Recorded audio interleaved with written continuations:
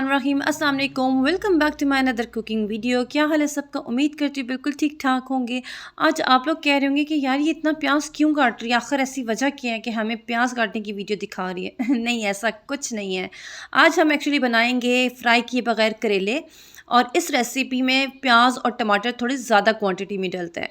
चलें जी रेसिपी की तरफ चलते हैं। सबसे पहले 2 किलो हमने ले लेने हैं करेले, उनको हमने इस तरह काट लिया है। उसके बाद सिंपल स्पाइसेस डालने हैं।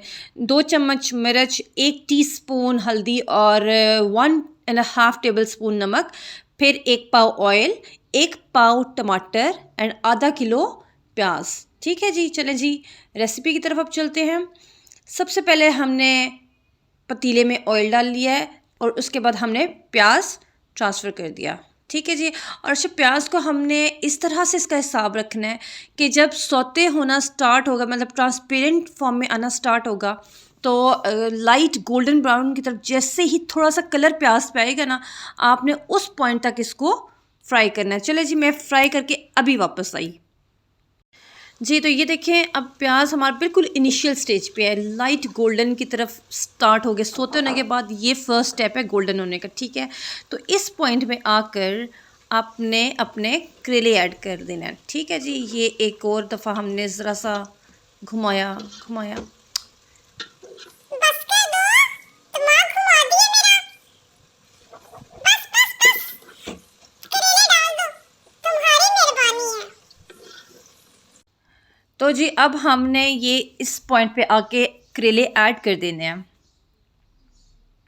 और ऐड करने के बाद आपने इनको प्याज में फ्राई करना है, और इतना फ्राई करना है तकरीबन 12 से 15 मिनट आपने इनको अच्छी तरह से प्याज के अंदर फ्राई करना है। ठीक है, जब ये अपना कलर थोड़ा चेंज कर लेंगे, उसी तरह लाइक थोड़ा सा गोल्डन कलर इनमें आना स्टार्ट होगा, तो फिर हमने आगे नेक्स्ट स्टेप करना हो गया। ठीक है जी। तो ये देखें जी 15 मिनट के बाद कुछ ये कलर करेलों का हो गया।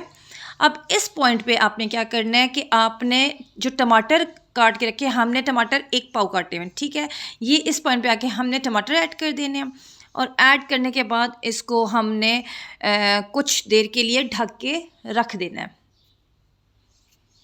तो ये वक्तन फ़वक्तन आपने लिड उठा के चेक करना है, और ये 10 मिनट के बाद मैंने उठाया और फिर चेक किया एंड देन फिर बंद कर दिया था। इस तरह ये थोड़े थोड़े वक्फे से आपने टमाटर चेक कर देना है और साथ में हिलाते रहना है।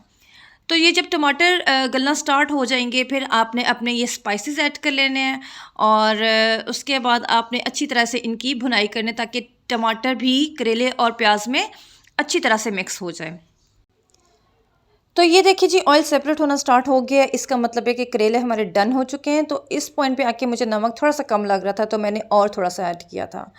तो आपने भी इस रेसिपी को ज़रूर फॉलो करना है और अपने घर वालों को ज़रूर बना के खिलाना है। मेरे कहने पे एक दफ़ा इस रेसिपी को ज़रूर ट्राई करें।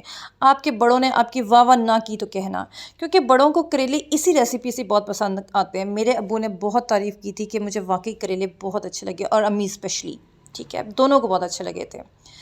तो जी ये करेले हमारे डन हो चुके हैं, और अब हमने क्या करना है कि एंड पे सिर्फ़ और सिर्फ आपने गरम मसाला इसके ऊपर डालना, दैट्स इट, कोई और कुछ भी नहीं डालना। ठीक हो गया जी। तो ये देखिए माशाल्लाह बहुत बहुत टेस्टी बने थे, बहुत ज़्यादा।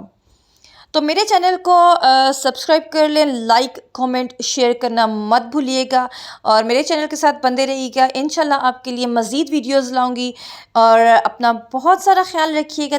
मिलते हैं किसी नेक्स्ट वीडियो में एक नई रेसिपी के साथ। तब तक के लिए अल्लाह हाफ़िज़।